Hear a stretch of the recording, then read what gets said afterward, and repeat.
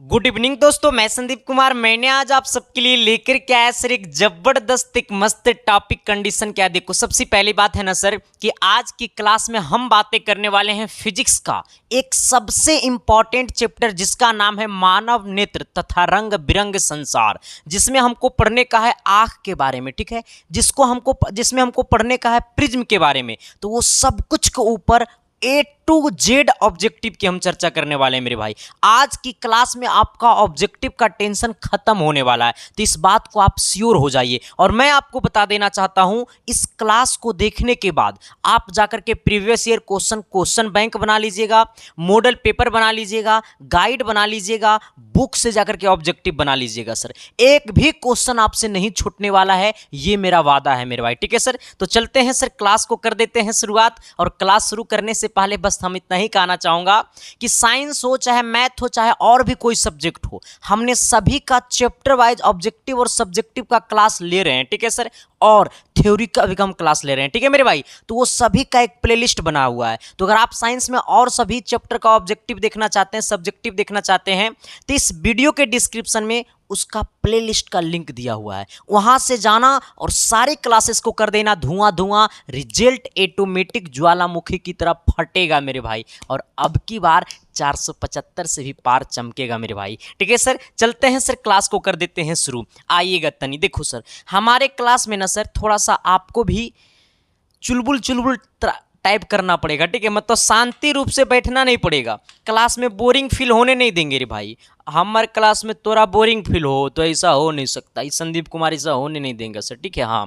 और बहुत सारे क्लासेस देखने के लिए सर, अगर हमारे चैनल पे आप पहली बार आए हो तो इस चैनल को प्यार दे देना सब्सक्राइब करके मेरे भाई। ठीक है, और सभी दोस्तों तक शेयर कर देना। ठीक है, आइएगा। कहता है क्या, एक नंबर सवाल आपके सामने। कहता है ना कि दूर दृष्टि वाली आंख साफ साफ देख सकती है किसको।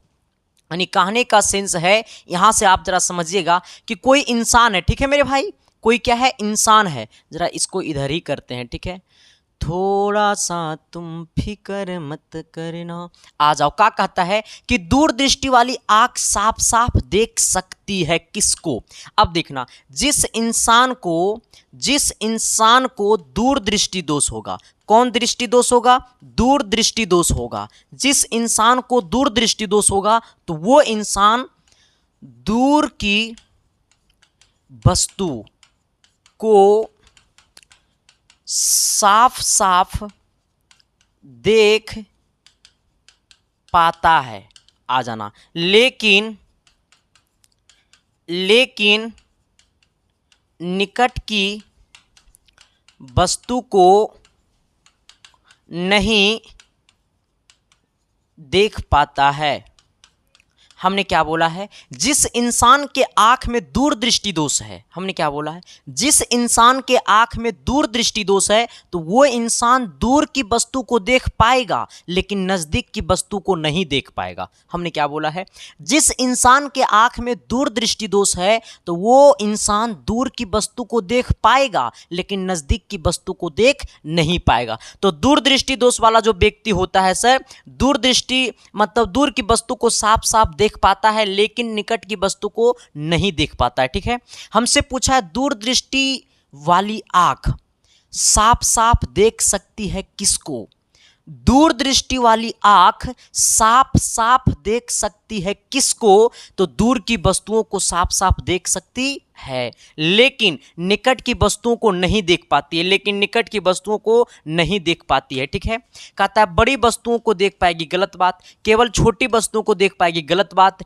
अगर जिस इंसान के आंख में दूरदृष्टि दोष होगा वो इंसान दूर की वस्तु को साफ साफ देख पाएगा लेकिन नजदीक की वस्तु को साफ साफ नहीं देख पाएगा। हम आगे आपको इसमें ही पढ़ाएंगे, इसमें ही हम आपको बताएंगे कि दूरदृष्टि दोष को खत्म करने के लिए किस प्रकार के लेंस का यूज करना चाहिए। जब इंसान को दूरदृष्टि दोष होता है तो नेत्र गोलक फैलता है या फिर नेत्र गोलक सिकुड़ता है, वो सब कुछ हम आपको बताएंगे सर। ठीक है, चलिए। तो क्या मैंने जो बोला वो चमका न जी? अरे यस या नो तो बोलो न जी। तो अगले सवाल की तरफ तो बढ़ो न जी। आइएगा, सवाल नंबर क्या कहता है? 2 कहता है ना कि मनुष्य की आंखें वस्तु का प्रतिबिंब निम्न में से किस भाग पर बनाती है। मनुष्य की आंख में किसी भी वस्तु का जो प्रतिबिंब बनता है वो किस भाग पे बनता है। जैसे मेरी बातों को समझने की कोशिश करना। हमने देखा कि मेरे सामने बुक है, ठीक है, हमने बुक को देखा, हमने जैसे अपनी आंखों से बुक को देखा, तुरंत उस बुक का प्रतिबिंब मेरे अंदर, मेरे आंख के अंदर बना। तब जब मेरे आंख के अंदर उस वस्तु का प्रतिबिंब बना, तब दिमाग तुरंत बता दिया कि वो वस्तु किताब है। अब आ जाना, तो आंख में किसी वस्तु का जो प्रतिबिंब बनता है सर, मनुष्य की आंखें किसी वस्तु का प्रतिबिंब निम्न में से किस भाग पर बनाता है। देखो सर, प्रतिबिंब जो है ना, वो प्रतिबिंब जो है ना सर, वो आपको रेटिना पे बनाता है। कहाँ पे बनाता है? रेटिना पे बनाता है, ठीक है। हमने क्या बोला है? मनुष्य की आंखें वस्तु का प्रतिबिंब निम्न में से किस भाग पर बनाती है? मनुष्य की आंखें वस्तु का प्रतिबिंब निम्न में से किस भाग पर बनाती है? तो मनुष्य की आंखें किसी वस्तु का प्रतिबिंब निम्न में से रेटिना पे बनाती है। किस पे बनाती है मेरे भाई? रेटिना पे बनाती है, ठीक है। हेलो हेलो, हाँ बोलिए।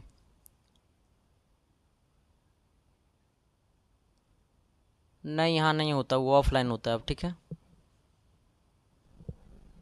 वो आएगा उसका बिलिंगनेस का डेट। चलिए यहाँ पे आइएगा सर, हमने क्या बोला है कि मनुष्य की आंखें वस्तु का प्रतिबिंब निम्न में से किस भाग पर बनाती है? तो मनुष्य की आंखें किसी वस्तु का जो प्रतिबिंब बनाती है वो हमारा रेटिना पे बनाती है। कहाँ पे बनाती है सर? तो रेटिना पे बनाती है, ठीक है। चलो आते हैं सवाल नंबर 3 की तरफ। 3 नंबर क्वेश्चन क्या कहता है, जरा गौर फरमाइएगा सर। कहता है ना कि निकट दृष्टि दोष वाली मनुष्य के चश्मे में होता है कौन सा लेंस? निकट दृष्टि दोष वाली मनुष्य के चश्मे में होता है कौन सा लेंस? उत्तल लेंस, अवतल लेंस, बेलनाकार लेंस या नन ऑफ दीज, इनमें से कोई नहीं। देखना, यहां समझना। जिस इंसान को होगा निकट, जिस इंसान को होगा निकट दृष्टि दोष, या फिर जिस इंसान को होगा दूर दृष्टि दोष, या फिर जिस इंसान को होगा जरा दृष्टि दोष, जरा दृष्टि दोष, मेरी बातों को समझने की कोशिश करना। जिस इंसान को होगा निकट दृष्टि दोष, अब समझना, या फिर खत्म होगा उत्तल से या फिर खत्म होगा अवतल से। अब यहां समझिएगा, निकटा, निकटा कितने अक्षर से मिलके बना है? तो 3 अक्षर से मिलके बना है। क्या? निकट। निकटा, निकट कितने अक्षर से मिलकर बना है? 3 अक्षर से मिलकर बना है। अब सोचो कि हमने किसी से 10,000 रुपया सूद पे लिया है और उसको हमको लौटाना है 2 महीना के बाद, तो सूदिया सहित न लौटाना पड़ेगा जी, ब्याज सहित न लौटाना पड़ेगा। इसका मतलब कि 10 से 1000 लौटाएंगे कि 10,000 से ज़्यादा लौटाएंगे? तो 10,000 से ज़्यादा लौटाएंगे, क्योंकि हमने तो उससे 10,000 रुपया सूदे पे लिया है, तो 10,000 से ज़्यादा लौटाना पड़ेगा। इसी प्रकार से ये है 3 अक्षर में, और निकट दृष्टि दोष को करना है खत्म। निकट दृष्टि दोष है 3 अक्षर से मिलकर बना है और उसको करना है खत्म। तो निकटा 3 अक्षर से मिलकर बना है, तो इसको खत्म करना है, तो 4 अक्षर वाला को खोजेंगे। तो आवाताला है ना। तो निकट दृष्टि दोष को कौन खत्म करेगा? तो अवतल लेंस। जिस इंसान के आंख में निकट दृष्टि दोष होगा उसके आंख में कौन सी चीज का चश्मा लगेगा? अवतल लेंस का चश्मा लगेगा, ठीक है। हमने क्या बोला है? निकट दृष्टि दोष में कौन सा चश्मा लगता है? तो अवतल लेंस का चश्मा लगता है, ठीक है। अब पूछेगा कि निकट दृष्टि दोष वाले मनुष्य के चश्मे में होता है कौन सा लेंस? तो निकट दृष्टि दोष वाले मनुष्य के चश्मे में जो होता है वो हमारा अवतल लेंस होता है, ठीक है। अब देखना, दूरा, दूर, दूर कई अक्षर से मिलकर बना है? 2 अक्षर से मिलकर बना है दूर। यहाँ है दू और आ, दूर। दूर कितने अक्षर से मिलकर बना है? 2 अक्षर से मिलकर बना है। तो इसको खत्म कितने अक्षर वाला करेगा? 3 अक्षर वाला करेगा। यानी जिस इंसान को होगा दूर दृष्टि दोष तो उसको खत्म किया जाता है मेरे भाई उत्तल लेंस से। कौन सा लेंस से? उत्तल लेंस से। तो क्या मैंने जो बोला वो चमका ना जी? अरे एस या नो तो बोलो ना जी। तो सब दोस्तों के पास तो शेयर करो ना जी। तो शाम को डेली 8 बजे जुड़ो ना जी, आ जाना। हमने क्या बोला है सर कि निकट दृष्टि दोष वाले व्यक्ति के चश्मे में जो होता है वो हमारा अवतल लेंस होता है। दूर दृष्टि दोष वाले व्यक्ति के चश्मे में जो होता है वो हमारा उत्तल लेंस होता है। और जरा दृष्टि दोष वाले व्यक्ति के जो चश्मे में होता है वो हमारा होता है बाईफोकल लेंस। कौन सा लेंस? Bifocal lens. कौन सा लेंस? बाईफोकल लेंस, ठीक है। हमने क्या बोला है कि जिस इंसान के आंख में निकट दृष्टि दोष है तो उसके चश्मे में अवतल लेंस होगा। जिस इंसान के आंख में दूर दृष्टि दोष है उसके चश्मे में उत्तल लेंस होगा। जिस इंसान के पास जरा दृष्टि दोष है उसके चश्मे में बाईफोकल लेंस होगा। ये तीनों जरा याद कर लेना मेरे भाई। तो क्या मैंने जो बोला वो चमका न जी? अरे एस या नो तो बोलो न जी। तो आगे बढ़ो ना जी। आइएगा तनी सवाल नंबर अगला की तरफ। क्या कहता है कि आंख व्यवहार करता है किसके जैसा? आंख जो है वो किसके जैसा व्यवहार करता है? अवतल दर्पण की तरह, उत्तल लेंस की तरह, समतल दर्पण की तरह, अवतल लेंस की तरह? किसके तरह करता है? कमेंट बॉक्स में कमेंट कर देना। लेकिन सबसे पहले ये सोचना कि आंख के अंदर क्या होता है। तो आंख में होता है लगा हुआ उत्तल लेंस। आंख में लगा हुआ क्या होता है? उत्तल लेंस। अब समझिएगा, आंख में क्या लगा हुआ होता है? तो आंख में लगा हुआ होता है उत्तल लेंस, ठीक है। तो अब पूछेगा कि आंख किसके जैसा व्यवहार करता है? तो आंख में लगल है उत्तल लेंस, तो व्यवहार करेगा अवतल के जैसा। अब बच्चा तुम्हारा रहेगा तो उसका लक्षण रहेगा पड़ोसी वाला जैसा। अरे तुम्हारे जैसन रहेगा, तो मामला वाला बात यही है। अब सोचना सर, आँख व्यवहार करता है किसके जैसा? तो आँख में लगा हुआ होता है उत्तल लेंस, तो आँख किसके जैसा व्यवहार करेगा? उत्तल लेंस के जैसा व्यवहार करेगा। तो आँख किसके जैसा व्यवहार करेगा? तो आँख का व्यवहार होता है उत्तल लेंस की तरह, ठीक है। हमसे पूछा है आँख व्यवहार करता है किसके जैसा? तो आँख व्यवहार करता है उत्तल लेंस की जैसा, ठीक है। अब मैं आपको एक बातें बताना चाहूँगा सर, कि जिंदगी में सच में सफलता पाना है, सच में अपनी मम्मी पापा की फिक्र को फक्र में बदलना है, सच में अपनी गांव टोले मोहल्ले शहर स्कूल कोचिंग का नाम ऊंचा करना है, तो आप अभी से भी तैयार हो जाओ। सर पता है अभी मौसम पानी का है ना सर, मम्मी पापा ना धान की खेत में होंगे अभी, और तुम्हें एक अच्छा सा शहर में पढ़ने के लिए भेजे हैं। तो आपका दायित्व क्या बनता है सर, कि पढ़ लिख करके उस मम्मी पापा को सुख और चैन की ज़िंदगी देना है सर। क्योंकि जब बच्चे अच्छा कर जाते हैं ना, तो माँ बाप का उम्र 10 साल नहीं 20 साल बढ़ जाता है, और जब बच्चे नालायक निकल जाते हैं तो माँ बाप का उम्र 20 साल घट जाता है मेरे भाई। तो अब तुम सोचो कि जो तुम्हें पैदा किए हैं, जो तुम्हें पैदा करके इतना बड़ा किए हैं, अब उनकी उम्र बढ़ाना है या घटाना है? अगर सच में उनकी उम्र बढ़ाना है तो आप अभी से भी तैयार हो जाओ। और जिस प्रकार से वो घर में माँ बाप की जब सोते समय सिर्फ आपकी यादें आते हैं और उठते समय सिर्फ आपकी यादें आते हैं, तो क्या उनकी यादों को, उनकी सपना को साकार करना है या नहीं करना है? मेरे भाई कमेंट बॉक्स में तुम्हें कमेंट करना पड़ेगा सर। क्योंकि कहता है ना कि माँ बाप एक बच्चे के ऊपर क्या भरोसा करता है ना सर, वो फील हम नहीं कर सकते हैं, जो माँ बाप बन चुके हैं, जो पिता बन चुके हैं, वो फील कर सकते होंगे, ठीक है सर। तो बस हम आप सबसे इतनी कहेंगे सर कि आगाज हो चुका है अब रन की, अब आप हो जाओ तैयार युद्ध के लिए, ठीक है सर। देखो सर कुछ नहीं, आप अपने पढ़ाई का टाइम टेबल बना लो और अपनी रणनीति को एकदम बेहतरीन तरीका से कर लो तैयार। क्योंकि अब बैठना नहीं है, अब सोना नहीं, अब जागना है अपनी सपना को लेकर के। क्योंकि जो जागा सो पाया, जो सोया सो गया खोपचे में। हाँ ठीक है सर। तो हम आपके लिए लेकर के आए हैं सर एक बड़ा ही बेहतरीन चीज, चैप्टर वाइज ऑल सब्जेक्ट का, चैप्टर वाइज ऑब्जेक्टिव और सब्जेक्टिव का पीडीएफ नोट्स, ऑल सब्जेक्ट का, सिर्फ मैथ को छोड़ करके। क्योंकि मैथ बनाने वाली चीज़ें हैं सर, सारा हम यूट्यूब पे करा देंगे आपको, काहे को टेंशन लेता है। बाकी सर जो भी सब्जेक्ट है, चाहे साइंस हो, सोशल साइंस हो, हिंदी बुक प्लस ग्रामर दोनों, संस्कृत बुक प्लस ग्रामर दोनों, इंग्लिश बुक प्लस ग्रामर दोनों, वो सब कुछ का हम आपके लिए लेकर के आए सर चैप्टर वाइज ऑब्जेक्टिव और सब्जेक्टिव का पीडीएफ नोट्स। हमने सर सबसे पहले 2 महीना से ज़्यादा जागा है, इसके बाद हमने सबसे पहले पूरे क्वेश्चन को हम अपनी परिभाषा, अपनी लैंग्वेज में परिभाषा को लिखा है। इसके बाद हम फिर उसको टाइपिस्ट को दिए हैं, फिर टाइपिंग वाला बेचारा 1 महीना हमको वो टाइपिंग करने के लिए लिया है, तब जाकर के वो सर वो पूरा पीडीएफ नोट्स तैयार हुआ। टोटल 20 फाइल में तैयार हुआ है, टोटल 20 पीडीएफ है सर, ठीक है। तो बस हम ये सब कुछ आपके लिए करते हैं, और आपका प्यार जब देखते हैं तो मेरे भाई लगता है ना कि जो भी कर रहे हैं वो कम कर रहे हैं और हमें करनी चाहिए। तो बस ऐसा ही सपोर्ट देते बनाए रखना, ठीक है। जिन किन्हीं को ये चाहिए सर, तो इसका प्राइस आपको 299 रुपया है, लेकिन अभी कुछ दिनों से इसका प्राइस कम चल रहा है, क्योंकि अभी गरीब से गरीब बच्चे ज़्यादा जुड़ रहे हैं। तो मेरे को लगता है ना कि चलो अभी कम ही रहने दो, ठीक है सर। तो अभी इसका प्राइस मात्र 199 रुपया है, मात्र 199 रुपया है। जिन किन्हीं को लेना है सर, तो आपके सामने एक नंबर दिखाई दे रहा होगा 7295 वाला नंबर, ठीक है। वही नंबर पे आपको 199 रुपया पेमेंट कर देना है, चाहे पे फोन, चाहे गूगल पे, चाहे पेटीएम। खुद से नहीं कर सकते तो किसी से भी करवा सकते हैं, चचा से, भैया से, भाभी से, साली तो नहीं होगा, जी अब से करवा सकते हो, और लड़के लोग तुम्हें भी आपसे करवा सकते हो। हाँ, तो जिन किसी से पेमेंट करवाना है सर, तो आप पेमेंट करवा करके आपको इसी व्हाट्सअप नंबर पे 7295 वाला ही व्हाट्सअप नंबर पे पेमेंट का स्क्रीनशॉट भेज देना है। ये व्हाट्सअप नंबर पे जैसे ही पेमेंट का स्क्रीनशॉट भेजिएगा तो आपको मैसेज में तुरंत ओके का मैसेज चला जाएगा इधर से। जैसे ही ओके का मैसेज जाएगा तो 1 मिनट के अंदर में आपके पास सारा का सारा पीडीएफ फाइल सेंड कर दिया जाएगा सर। बाकी आप मजे मजे में पढ़ते रहना, सिलेक्शन को 4 चांद लगाते रहना, बाकी हम आपके साथ हमेशा खड़ा रहेंगे सर, ठीक है। जिन किन्हीं को पेमेंट में दिक्कत होगा सर तो ये 7295 वाला व्हाट्सअप नंबर के डीपी में, व्हाट्सअप नंबर के डीपी में क्यूआर कोड स्कैनर लगा होगा, आप उस पर भी डायरेक्ट पेमेंट कर सकते हैं, ठीक है सर। चलिए आते हैं हम लोग क्वेश्चन नंबर अगला की तरफ।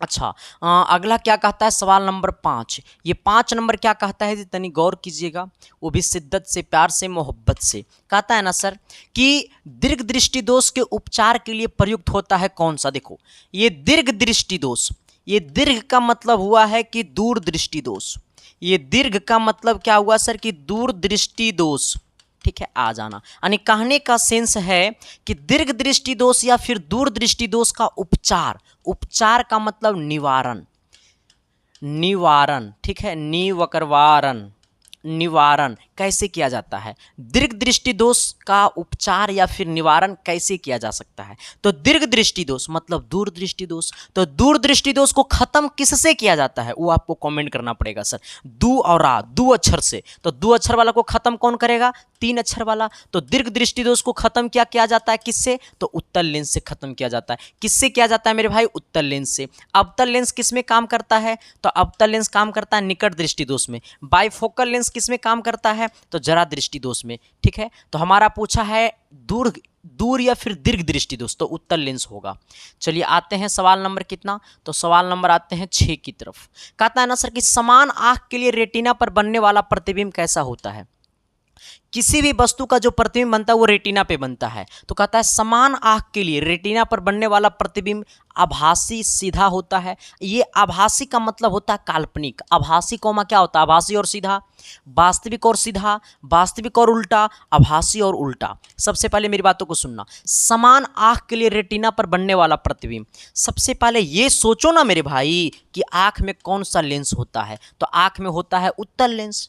आंख में क्या होता है रे बबुआ, उत्तल लेंस। और उत्तल लेंस में कैसा प्रतिबिंब बनता है, तो उत्तल लेंस में जो प्रतिबिंब बनता है मेरे भाई वो आपको वास्तविक और कैसा बनता है, वास्तविक और उल्टा बनता है। वास्तविक और कैसा बनता है सर, वास्तविक और उल्टा बनता है ना। आ जाना, हमें पूछा है कि समान आंख के लिए रेटिना पर बनने वाला प्रतिबिंब, एक अच्छा इंसान के लिए मतलब एक नॉर्मल इंसान के आंखों में जो रेटिना पे प्रतिबिंब बनता है वो कैसा बनता है, तो रेटिना पे जो प्रतिबिंब बनता है सर तो आंखों में होता है उत्तल लेंस, और उत्तल लेंस में मतलब वास्तविक और उल्टा प्रतिबिंब बनाता है। उत्तल लेंस में कैसा प्रतिबिंब बनाता है, वास्तविक और उल्टा। तो वास्तविक और उल्टा कहाँ है सर, तो वास्तविक और उल्टा हमारा सी नंबर है, तो ऑप्शन नंबर सी क्या होगा, सही और सटीक जवाब।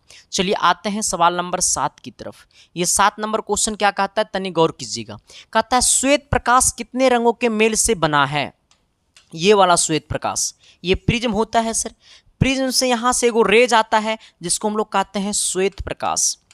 आइएगा, ये श्वेत प्रकाश यहाँ से जाता है, फिर इस प्रकार से ये विभक्त हो जाता है, तो 7 गो कलर बनाता है। कितने कलर बनाता है, 7 कलर बनाता है। 3 यहाँ सबसे ऊपर में लाल होता है, सबसे नीचे में बैगनी होता है, ठीक है। आ जाना, अब हमसे पूछा है कि श्वेत प्रकाश कितने रंगों का मेल से बना है, तो यहाँ से जो किरण जाती है यही किरण को हम लोग कहते हैं श्वेत प्रकाश। तो ये श्वेत प्रकाश जब जाती है तो स्पेक्ट्रम में कितने कलर बनाती है, तो 7 गो कलर बनाती है, ठीक है।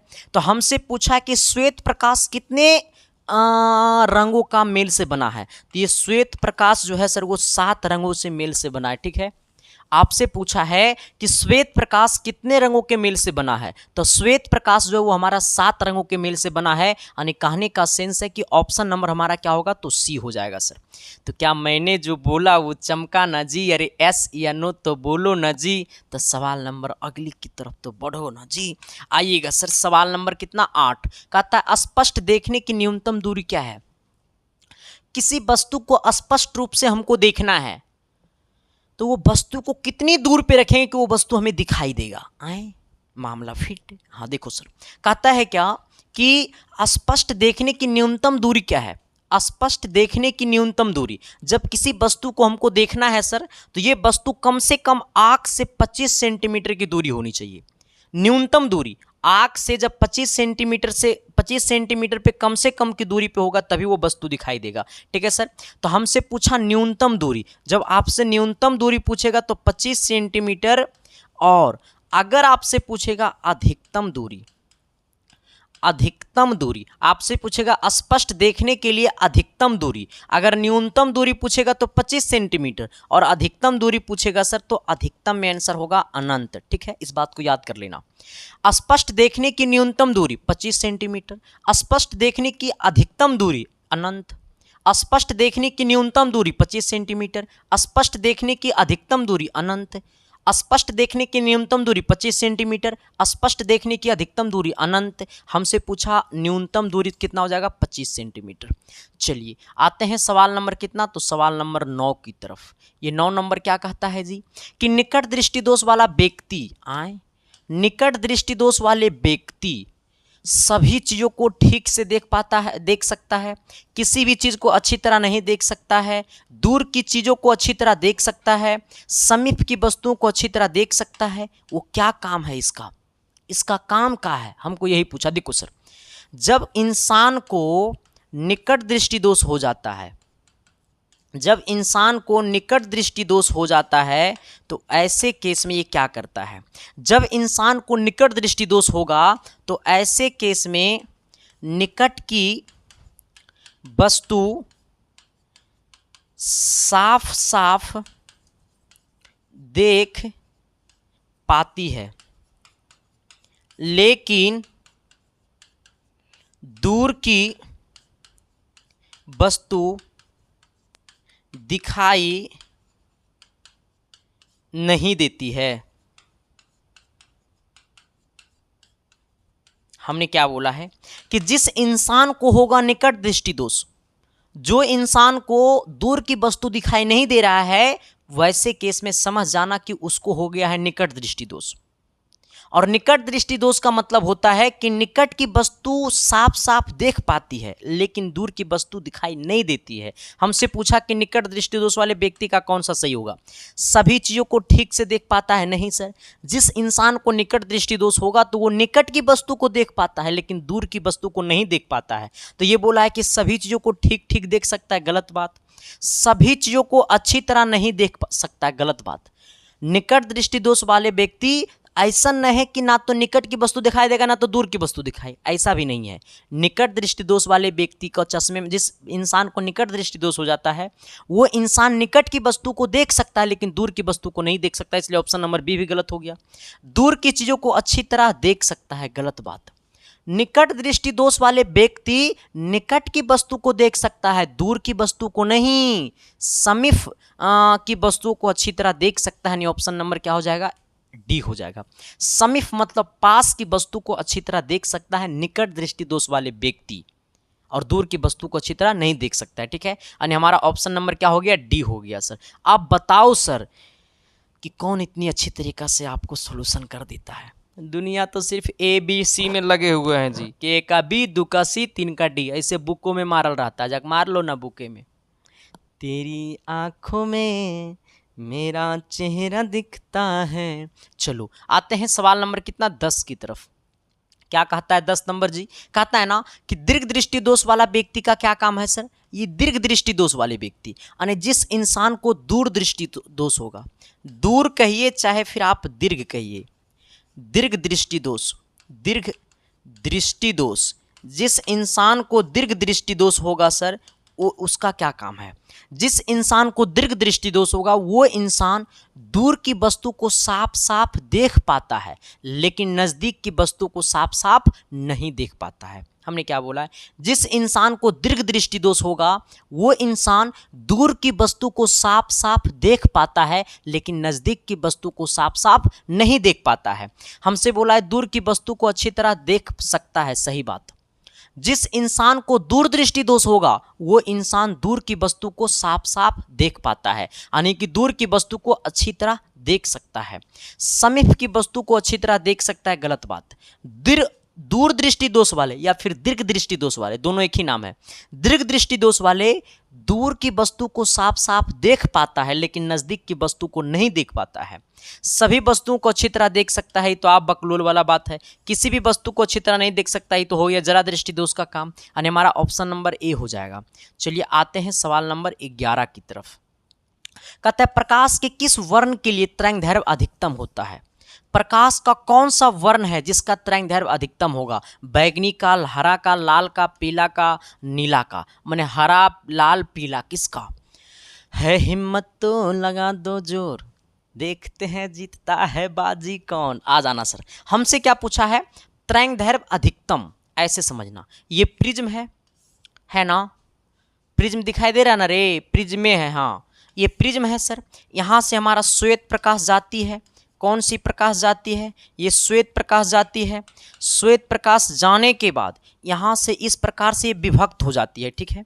7 रंगों में क्या हो जाती है? विभक्त हो जाती है, ठीक है।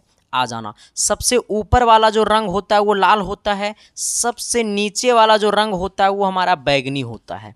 अब समझिए, ये अधिक विचलित है, ये क्या है?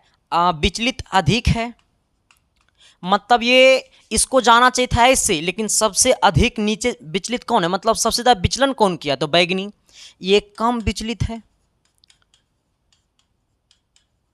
कम विचलित है। अब समझना, कहता है श्वेत प्रकाश, तो श्वेत प्रकाश को मतलब श्वेत प्रकाश की किरण इस प्रकार से जा रही है तो इसको जाना चाहिए था ऐसे, लेकिन ये मतलब मुड़ गया ऐसे। तो सबसे ऊपर में लाल है, फिर नीचे नीचे जाते जाते टोटल 7 कलर बनाता है और सबसे निचली कलर को हम लोग क्या कहते हैं? बैगनी। अब समझना, जो कम विचलित है इसका तरंगदैर्घ्य अधिक होगा,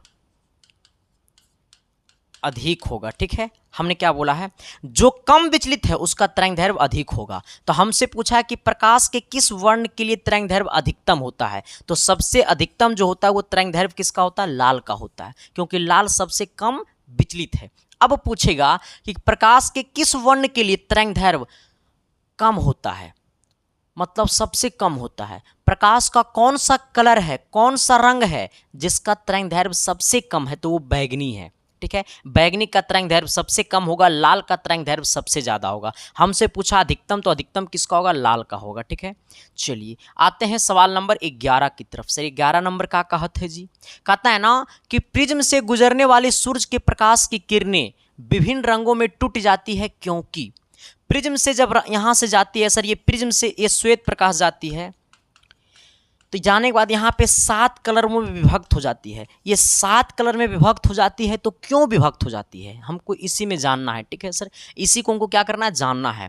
हमें कहता है प्रिज्म से गुजरने पर सूरज के प्रकाश की किरणें विभिन्न रंगों में टूट जाती है, क्योंकि प्रिज्म की 2 सतह पर किरणों का अपवर्तन अधिक होता है। प्रिज्म की 2 सतहों पर किरणों का अपवर्तन होता है, गलत बात। प्रिज्म की 2 सतह पर किरणों का विचलन होता है, सही बात। देखो सर, पहली सतह पे यहाँ देखो पहली बात यहाँ विचलन हुआ, फिर यहाँ भी विचलन हो गया, ठीक है सर। तो हमसे पूछा कि प्रिज्म की 2 सतह पर क्या किरणों का विचलन होता है? ये सही हमारा है। कहता है प्रकाश की किरणों विद्युत चुंबकीय तरंगे हैं, गलत बात। विभिन्न तरंगों की किरणों का विचलन भिन्न भिन्न होता है, गलत बात।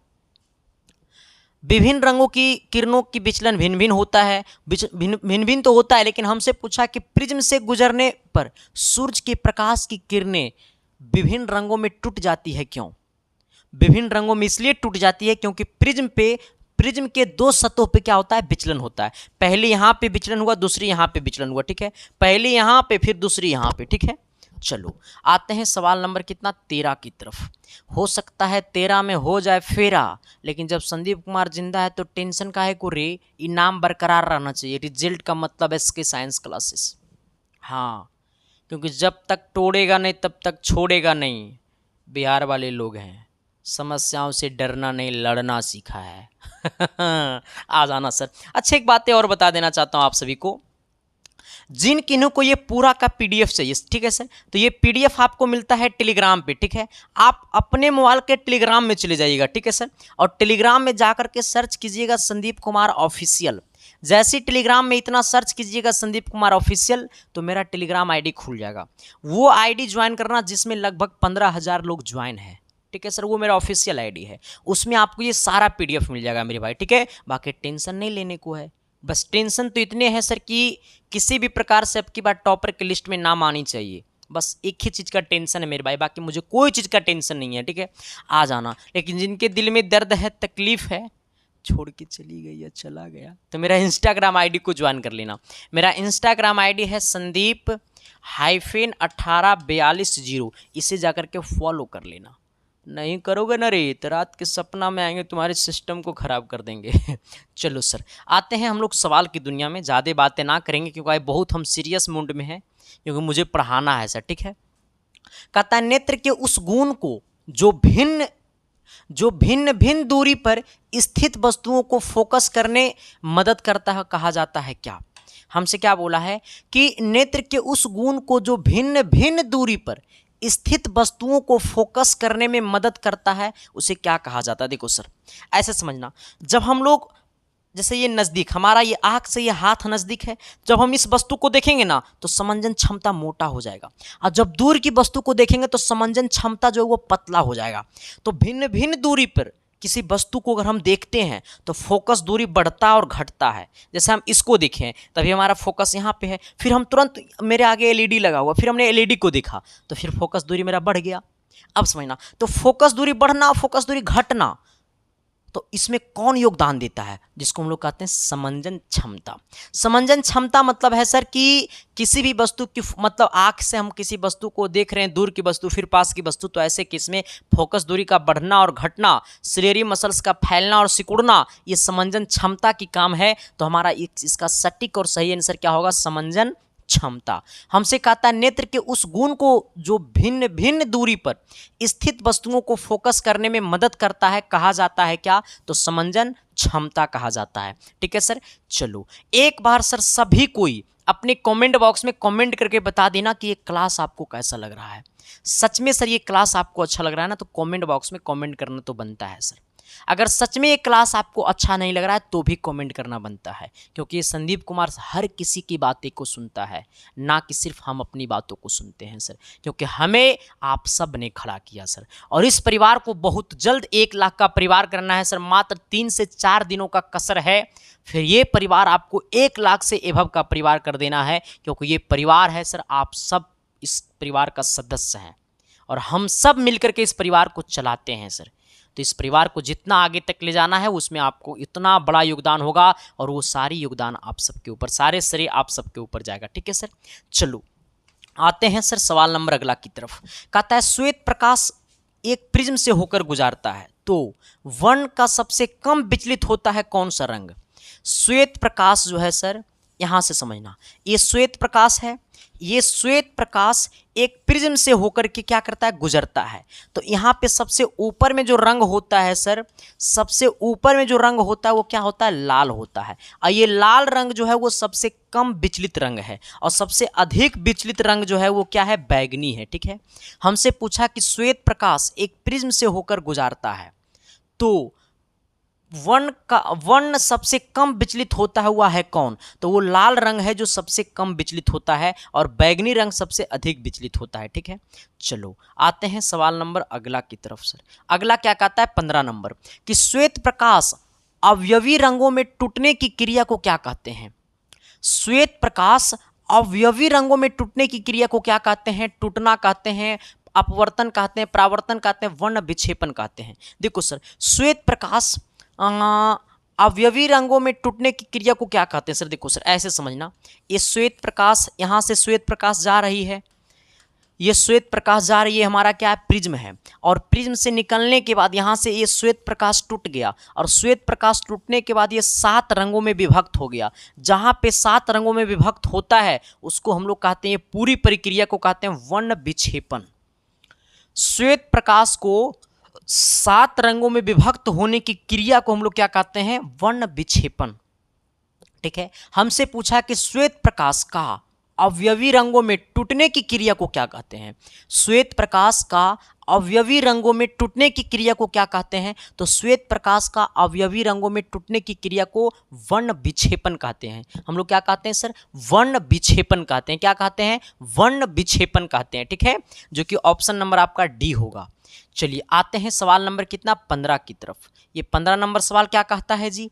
कहता है ना कि जरा दृष्टि दोष दूर करने के लिए व्यवहार किया जाता है किसका? ऐसे समझना, जिस इंसान को होता है निकट दृष्टि दोष, जिस इंसान को होता है निकट दृष्टि दोष उसको खत्म किया जाता है अवतल लेंस से, क्योंकि ये है 3 अक्षर में तो खत्म करेगा 4 अक्षर वाला अवतल लेंस।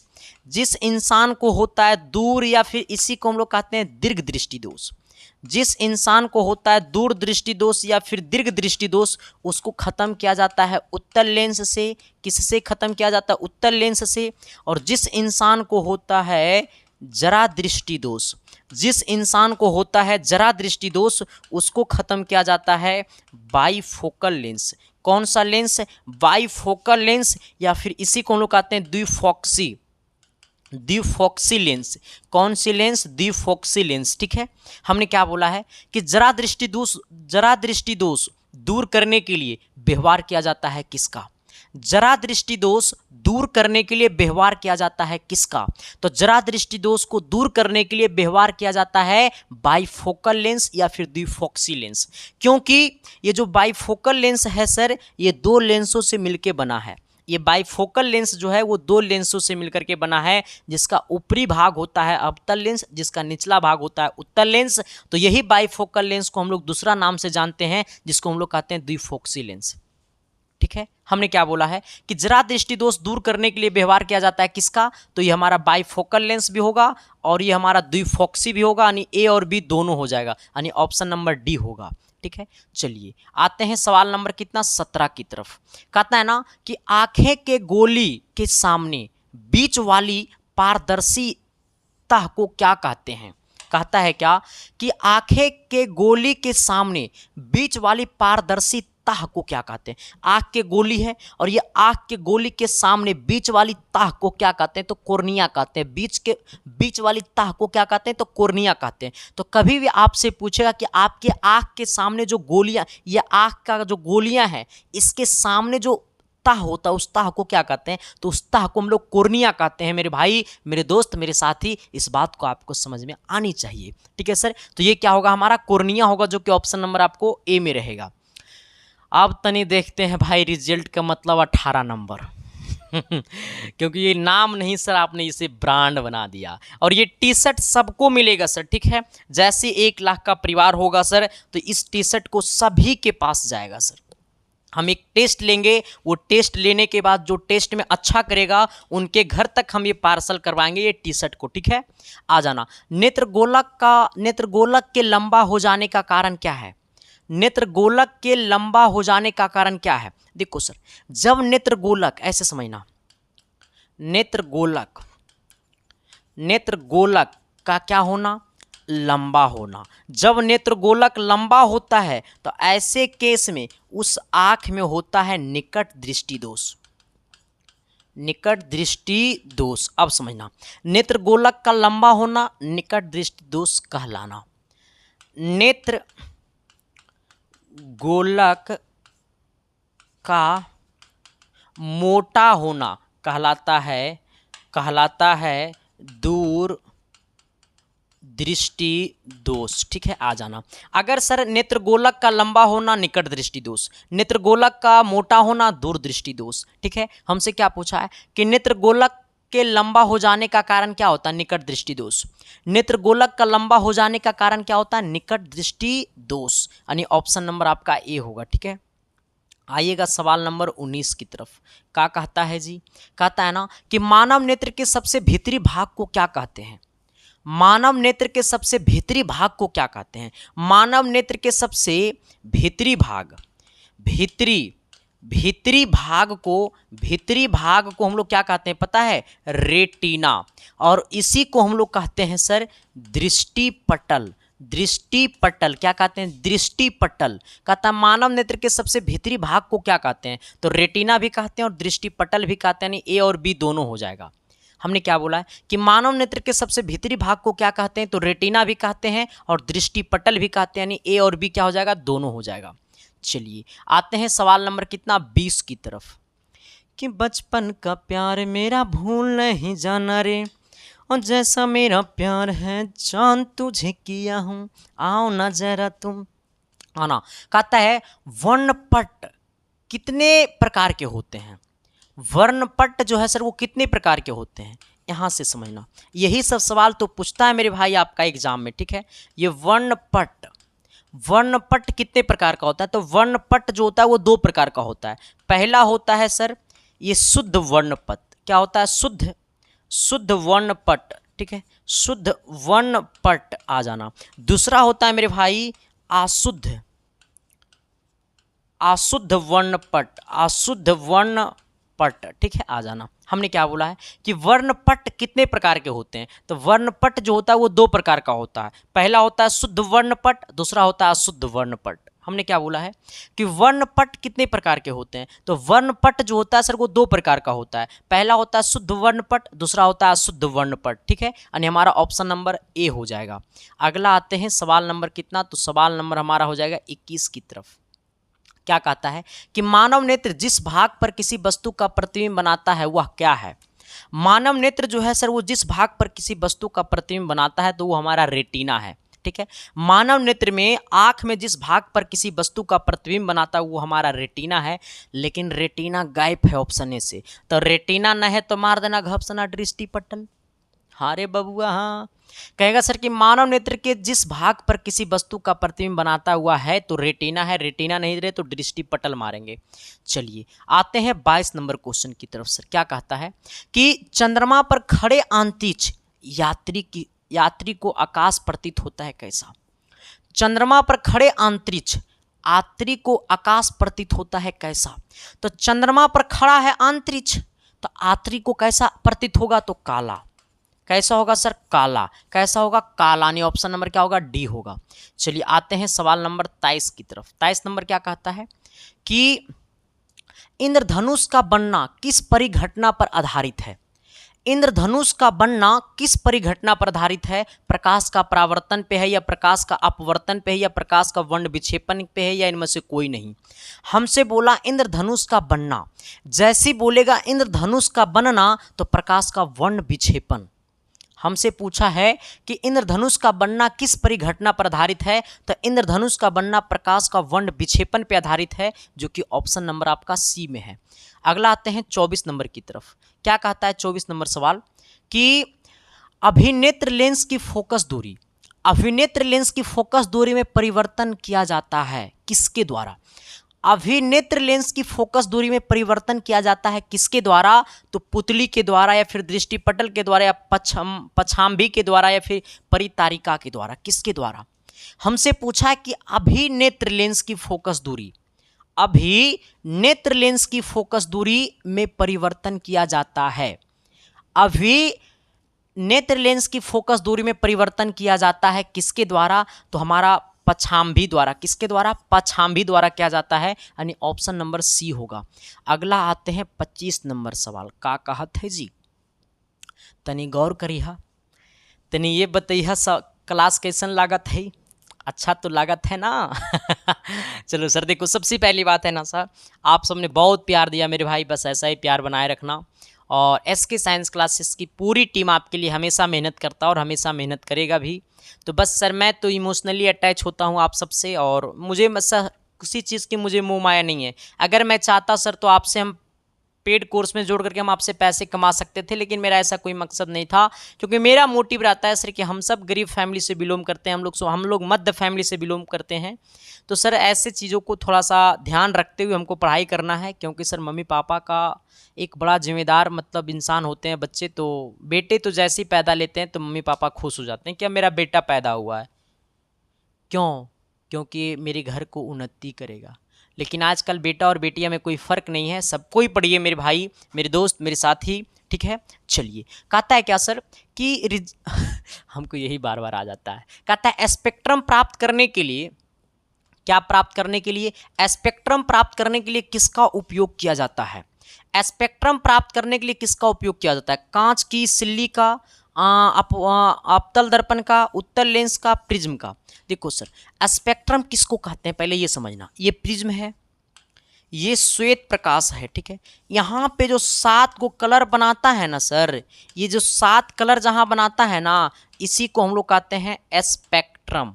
इसी को क्या कहते हैं? स्पेक्ट्रम, ठीक है। तो स्पेक्ट्रम कब बनता है? तो स्पेक्ट्रम बिना प्रिज्म का संभव नहीं है। स्पेक्ट्रम इसी को कहते हैं, ठीक है। तो ये कब बनेगा? जब प्रिज्म से गुजरेगा श्वेत प्रकाश। तो कहता है स्पेक्ट्रम प्राप्त करने के लिए किसका उपयोग किया जाता है? तो स्पेक्ट्रम प्राप्त करने के लिए प्रिज्म का उपयोग किया जाता है, जो कि ऑप्शन नंबर डी में है। अगला क्या कहता है? सवाल नंबर कितना? 26। कहता है मानव नेत्र में उपस्थित लेंस कौन सी होती है? मानव नेत्र में कौन सा लेंस होता है? उत्तल लेंस। उत्तल लेंस। कौन सा लेंस होता है सर? उत्तल लेंस, ठीक है। Option number A. अगला 27 नंबर का कहत है जी, कहता है समान मानव नेत्र का दूर बिंदु। समान मानव नेत्र का दूर बिंदु, जब दूर बिंदु पूछे तो अनंत और निकट बिंदु पूछे, न्यूनतम दूरी पूछे तो 25 सेंटीमीटर। हमसे पूछा है दूर बिंदु, तो ऑप्शन नंबर सी होगा अनंत। अगला का कहत है जी, अगला कहता है कि एक एंगस्ट्रॉन, ये ऐसे है सर, एक एंगस्ट्रॉन का मान क्या होता है? एक एंगस्ट्रॉन बराबर होता है 10 पे पावर माइनस 10 सेंटीमीटर। एक एंगस्ट्रॉन बराबर होता है 10 पे पावर माइनस 10 सेंटीमीटर, नहीं ऑप्शन नंबर ए हो जाएगा। अगला क्या कहता है? सवाल नंबर 29, स्पेक्ट्रम में किस रंग का विकिरण विचलन झुकाव अधिक होता है? स्पेक्ट्रम में किस रंग की विकिरण विचलन झुकाव अधिक होता है? मतलब स्पेक्ट्रम पे ये वाला प्रिज्म है, ये प्रिज्म है, ये यहाँ से रंग है, तो सबसे नीचे में जो झुकाव होता है वो किसका होता है? सबसे अधिक झुकाव होता है बैगनी का। किसका होता है मेरे भाई? बैगनी का, ठीक है। चलिए सवाल नंबर 30 की तरफ आइएगा। क्या कहता है कि निम्न में कौन सा पदार्थ लेंस के लिए प्रयुक्त नहीं किया जाता है? इनमें से कौन सा पदार्थ है जो लेंस के लिए प्रयोग नहीं किया जाता है? जल से लेंस बनाया जा सकता है, कांच से लेंस बनाया जा सकता है, प्लास्टिक से लेंस बनाया जा सकता है, लेकिन मिट्टी से लेंस नहीं बनाया जा सकता है। हमसे पूछा निम्न में से कौन सा पदार्थ लेंस के लिए प्रयुक्त नहीं किया जाता है? तो मिट्टी नहीं किया जाता है मेरे भाई। अब बताना सर कि ये क्लास आपको कैसा लगा। अब जाना प्रीवियस ईयर क्वेश्चन बना लेना, क्वेश्चन बैंक बना लेना, मॉडल पेपर बना लेना, गाइड बना लेना, बुक से सवाल बना लेना। अगर आपसे छूट गया तो मेरे को छोड़ देना। सिंपल फंडा, सिंपल रूल रे भाई, ठीक है सर। बाकी थैंक यू, लव यू। देखते रहना इसके साइंस क्लासेस। ये क्लास कैसा लगा कमेंट बॉक्स में कमेंट कर देना। बाकी सर हमारे चैनल पे पहली बार आए थे तो शिद्दत से, प्यार से, मोहब्बत से चैनल को सब्सक्राइब कर देना, लाइक कर देना। बाकी सर चैनल के साथ जुड़े रहना डेली शाम को 8 बजे, ठीक है सर। बाकी थैंक यू, लव यू।